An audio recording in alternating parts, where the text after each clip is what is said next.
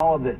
I'm a believer that you got to get to the crux of the issue, right? I'm the governor of one of the safest states in the country. We also have some of the most flexible pro-Second Amendment rules and laws in the country because we take those things very responsibly. We harden schools. We deal with mental health, especially in kids. We go after the core of the issue instead of saying, well, we should just pass more laws. And if it were that easy, people would do it. But it's not. If it were that easy, even Democrats would do it. They didn't. So stop trying to take these tragedies, these human tragedies, and try to make political fodder out of them. It's a real losing. But Governor, do you accept the premise that, frankly, New Hampshire is not like most of America? And I say this, it's a little more rural, it's a little more, it's a smaller state, it's smaller population. It's a different situation in urban and suburban America. And so why do you think that that what works in New Hampshire is going to work in urban America? And let me ask this. All we've done over the last 20 years is loosen gun laws in this country. And where has it gotten us? Well, I would say that in urban environments, they've tightened their gun laws, right? They're trying these red flag laws. Look at the red flag laws in Chicago, just as an example. Over the past 2 or 3 years, you've had nearly 2,000 deaths by firearms and murders. I think the red flag laws have been actually implemented less than a dozen times, right? So as they try these new things, as they try these more restrictive laws in those urban areas that you're talking about, it's not working, right? So I guess I would challenge you that what we're doing here in New Hampshire is working, what those areas are doing doesn't. Right. Well, doesn't that tell you that maybe a red flag law isn't the answer? Well, that's right. That's right. More laws aren't the answer. More responsibility. No one said more laws. Working, dealing with mental health, actually having. I'm sorry. Yeah, no, I'm just saying. I mean, supporting police, securing your streets, holding people accountable. Enough of this bail reform nonsense. Holding folks accountable so they don't feel like they can get away with everything. There's a lot of that going on across the country in a whole variety of ways, specifically in those urban areas you're talking about. What is your timeline on deciding whether or not to run for president? Probably by lunch, something like that. Are you no, look, let me ask you this. Do you think you have to make a decision by the 4th of July, publicly?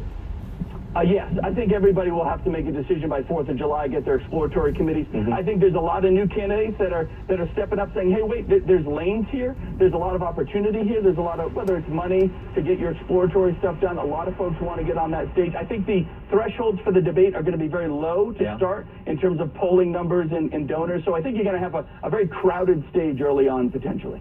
In the last month of issues that have impacted the Republican Party, has that made you more inclined to run or less?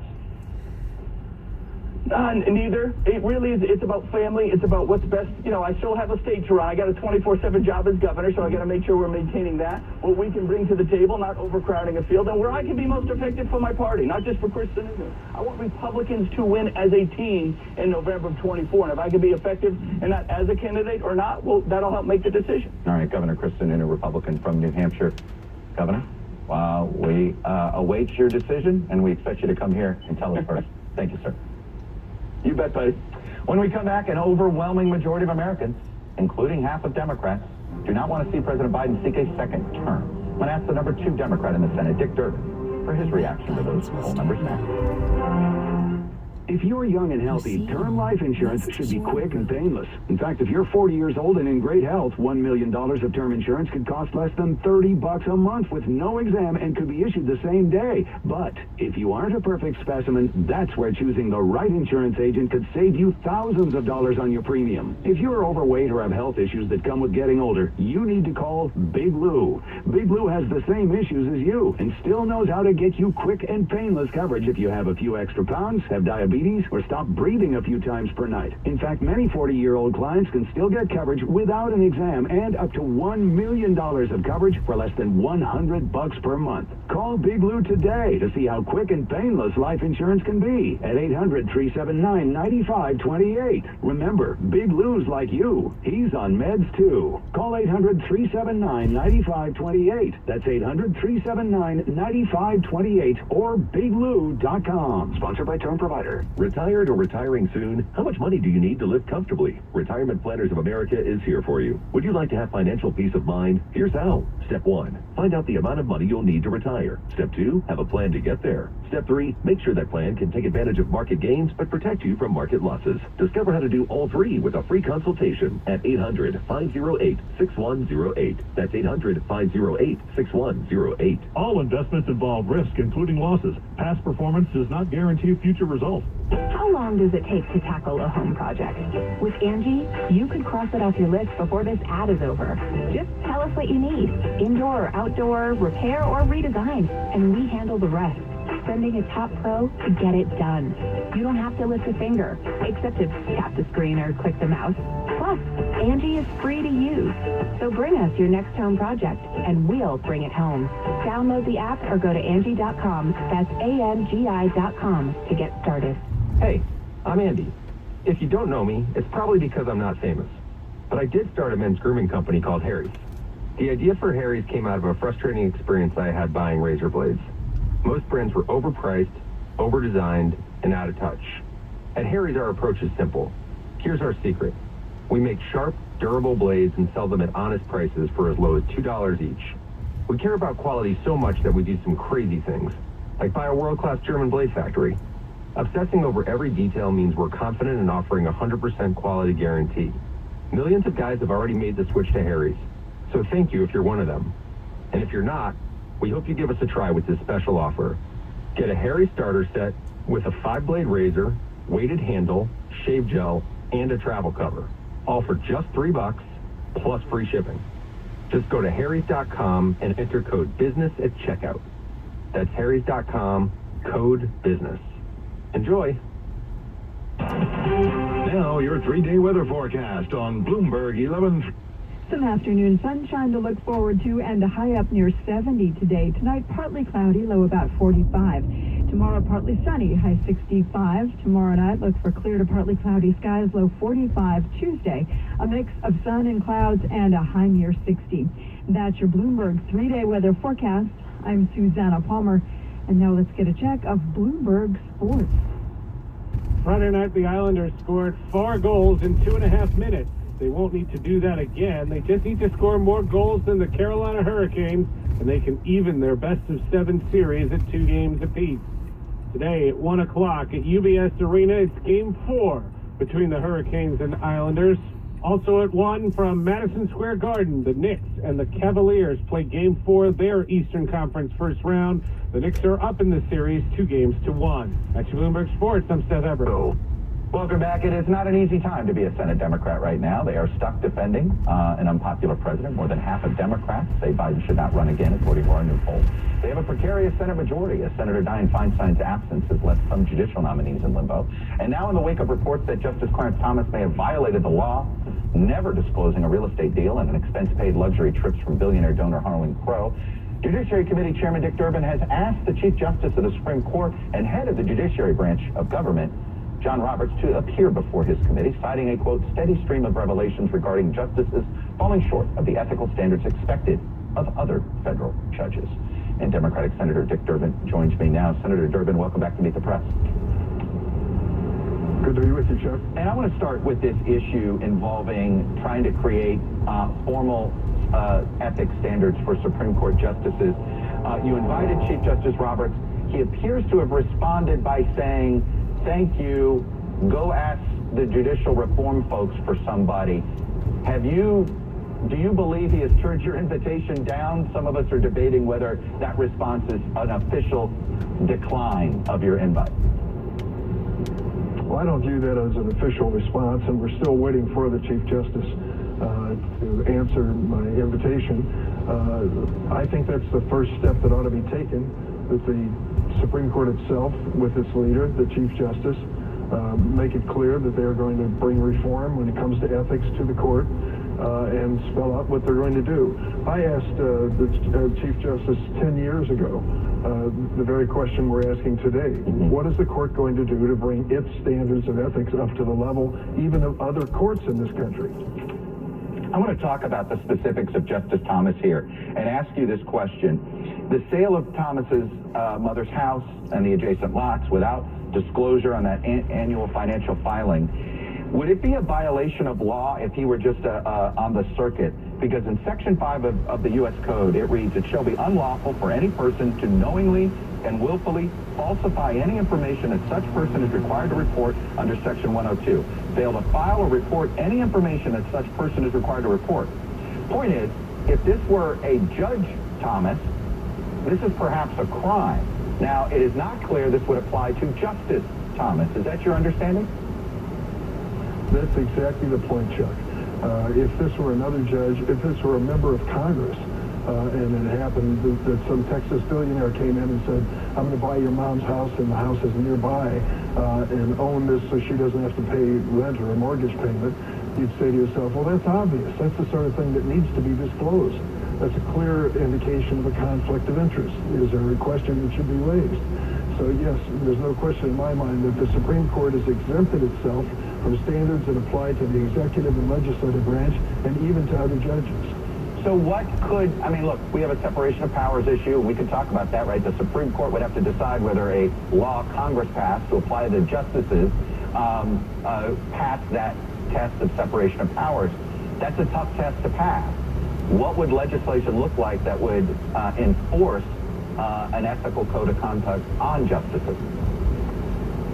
Well, the code of conduct would look an awful lot like the code that applies to the rest of federal government and other judges, and basically would have disclosures, timely disclosures of transactions like this purchase of the justice's mother's home. It would also give standards for recusal, so that if there's going to be conflict before the court, recusal is be explained publicly, and investigations of questions that are raised. It is the same standard that's being used across the board. Code of conduct, ethics laws applied to the court. Why this Supreme Court, these 9 justices, believe they are exempt from the basic standards of disclosure, I cannot explain. And I think Chief Justice should appear before our committee and explain something or explain the changes that he's going to make. Why not invite Justice Thomas? I think I know what would happen to that invitation. It would be ignored. It is far better from my point of view to have the Chief Justice here. Listen, this is John Roberts' court. We are dealing with a situation where history will remember it as such. I was there when he went through his confirmation hearing. He is an articulate, well-schooled man when it comes to presenting his point of view. I'm sure he'll do well before the committee. But history is going to judge the Roberts Court by his decision as to reform, and I think this is an invitation on May 2nd for him to present it to the American people. We move to some politics here. A supermajority in our poll, Senator Durbin, 70%. You can't get 70% of Americans to agree on much, but 70% of Americans don't think President Biden should seek a second term. Does that give you cause for concern, especially when you look at the numbers inside the Democratic coalition? Particularly younger voters are very skeptical of whether he should run again. It's about 19 months before there's an election. Most people make their decision on the candidate 19 days before the election. So we're far in advance of any decision making. Here's what we do know.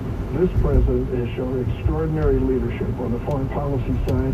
He has mobilized NATO and expanded NATO to respond to the threat by Vladimir Putin in Ukraine and beyond. He is moving forward when it comes to the relationship with China, which is much better for the American economy, I think, in the short term, and I think establishes long-term standards. Then when you look at the domestic front, Governor Snood doesn't want to talk about it, but let me tell you, there's a realignment of American voters over this issue of choice and women's reproductive rights. The Republican Party is on the wrong side of history by a long shot, and we're seeing this realignment in elections. The recent mayoral election in the city of Chicago several weeks ago, one of the major questions, what's your position on choice? That would not have been a question raised in most mayoral contests before it. We also have the kind of leadership when it comes to climate change, which the American people are wanting, and we have a position that actually makes sense when it comes to gun safety. I listened to Governor Sununu, and it's mindless to think that we have the kind of death rate going on. It's the leading cause of death, gun violence, the leading cause of death of young people under the age of 21 in America. For goodness sakes, doesn't it tell the story? He says we want to have limited government. Well, I can just tell you, people want to be safe from assault weapons. and the kind of profligate gun ownership that is not responsible. I want to get you to respond to this morning's New York Times, though, on this issue of President Biden. They believe he hasn't done enough to reassure Americans that he's up to the job. They note this. His standard line is, the only thing I can say is watch me, about the ability to be president and serve a second term in his 80s. But Mr. Biden, the Times writes, has given voters very few chances to do just that, to, quote, watch him. And his refusal to engage with the public regularly raises questions about his age and health. Again, this comes from the New York Times, not some right-wing blog about this. Should President Biden be doing more to show Americans that he's up to the job? I think his schedule reflects an active person, mentally and physically, who is engaging with the American people on a regular basis. I don't know what more they're asking for, but I've been in meetings with him time after time. His performance tells me he's up to the job and does it well. Let's concede the obvious, what his age is, but let's look at the obvious. He's an active president who is meeting the challenges of America every day.